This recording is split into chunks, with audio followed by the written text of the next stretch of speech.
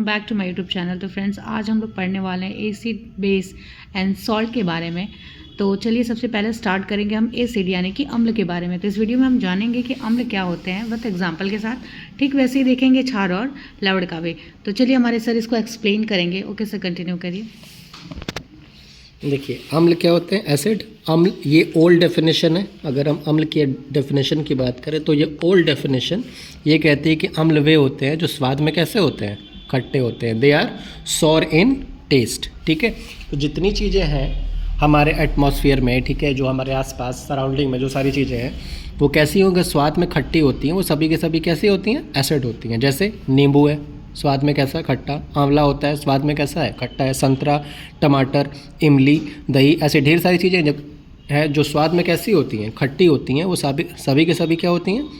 अम्ल कहलाती हैं। ठीक है, बट ये ओल्ड डेफिनेशन थी। अब सारी चीज़ें हम टेस्ट करके तो नहीं पकड़ सकते, ठीक ना, कि वो एसिड है कि नहीं है। ठीक है, तो उसके लिए एक न्यू डेफिनेशन आई। न्यू डेफिनेशन में ये बताया गया कि अगर अम्ल को हम वाटर में क्या करें? डिज़ोल्व कर दें, तो डिज़ोल्व करने से वो क्या देती हैं? H+ आयन देती हैं। अगर वो H+ आयन देती हैं तो वो क्या है? अम्ल होती हैं। ठीक है, ये अम्ल आपके दो प्रकार के होते हैं। पहला होता है इसमें दुर्बल अम्ल, जिसको हम लोग क्या बोलते हैं? Weak acid. और दूसरा होता है क्या? प्रबल अम्ल, स्ट्रॉन्ग एसिड। दुर्बल अम्ल की बात करें तो ये बेसिकली कहाँ से मिलती हैं? इसको कार्बनिक अम्ल भी कहते हैं। बेसिकली जितनी भी ऑर्गेनिक चीज़ें हैं, ठीक है, कोई प्लांट्स हुआ हमारे पास, कोई एनिमल हुआ, उससे ये क्या होती हैं? पाई जाती हैं। दुर्बल अम्ल वे हैं जिनको हम अपने दैनिक जीवन में प्रयोग करते हैं, जिनको हम डेली लाइफ में क्या करते हैं? यूज़ करते हैं। सबसे पहले अगर बात करें हम नींबू की, तो नींबू एक दुर्बल अम्ल है। इसका सोर्स क्या है? सिट्रिक अम्ल। सिट्रिक अम्ल का सोर्स क्या होता है? नींबू होता है। ठीक है, नींबू के अलावा अगर हम आंवला की बात करें, संतरा की बात करें, जितने भी सिट्रस फ्रूट होते हैं सब में क्या है? सिट्रिक एसिड प्रेजेंट होता है। सेकेंड अगर बात करें हम ऑक्जेलिक अम्ल की, तो ऑक्जेलिक अम्ल का जो सोर्स होता है वो क्या होता है? टमाटर होता है। थर्ड बात करें टार्टरिक अम्ल की, तो टार्टरिक अम्ल का सोर्स इमली होता है। फोर्थ बात करें लैक्टिक अम्ल की, तो लैक्टिक अम्ल का सोर्स दही है।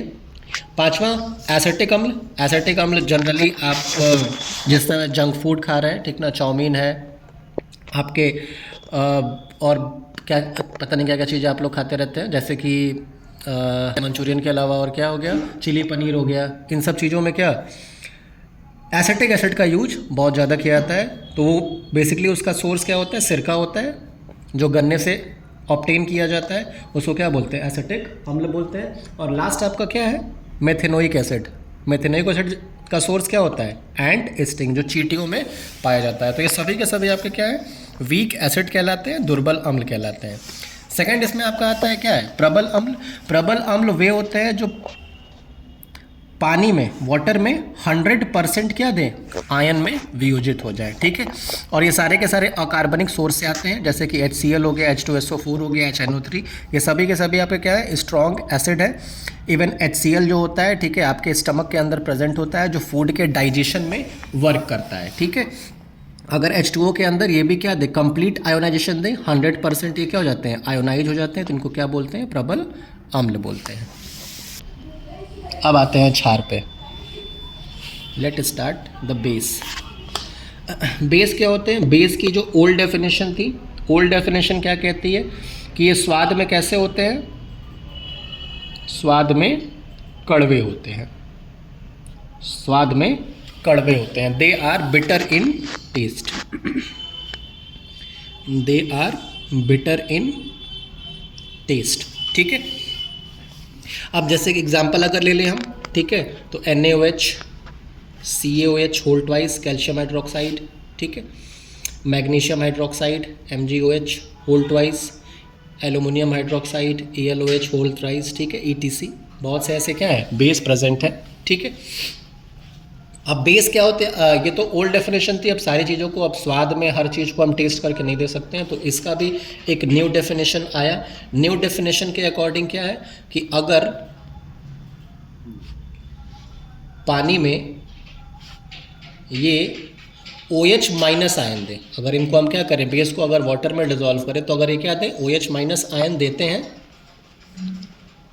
तो क्या होंगे, ये क्षार कहलाते हैं, क्षार कहलाते हैं। ठीक है, अब क्षार की भी दो कैटेगरी होती है, क्षार को भी कितने में, दो कैटेगरी में डिवाइड करते हैं। पहला होता है क्या, प्रबल क्षार, प्रबल क्षार जिसको क्या कहते हैं, स्ट्रॉन्ग बेस, स्ट्रॉन्ग बेस। और सेकंड क्या होता है, दुर्बल क्षार, दुर्बल क्षार, वीक बेस। ठीक है, जैसे प्रबल अम्ल की बात की तो अगर प्रबल क्षार की बात करें तो प्रबल क्षार वे होते हैं जो वाटर में क्या करेंगे, पानी में 100% क्या होते हैं, वियोजित हो जाते हैं। ठीक है, जैसे ये सभी के सभी क्या है, प्रबल क्षार है। NaOH, इसको वाटर में डिजोल्व करेंगे तो क्या देगा, Na+ और OH माइनस आयन। तो यहाँ से क्या मिल रहा है, OH माइनस आयन मिल रहा है। ठीक है, उसके बाद से क्या है, KOH अगर ले लें हम तो ये क्या देगा, K+ और OH माइनस आयन। तो यहाँ पे भी क्या दिया, OH माइनस आयन। ठीक है, तो जितने भी क्षार हैं, ठीक है, वो सभी के सभी क्या देते हैं, OH माइनस आयन देते हैं। ठीक है, ये क्या था, प्रबल क्षार था। अगर दुर्बल क्षार की बात करें, दुर्बल क्षार की बात करें तो दुर्बल क्षार क्या होते हैं, जो पानी में 100% वियोजित नहीं होते हैं, वियोजित नहीं होते।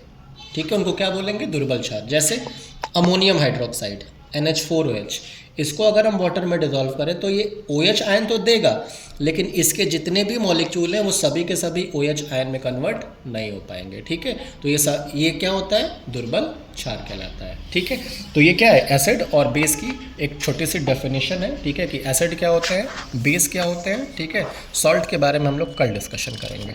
ठीक है।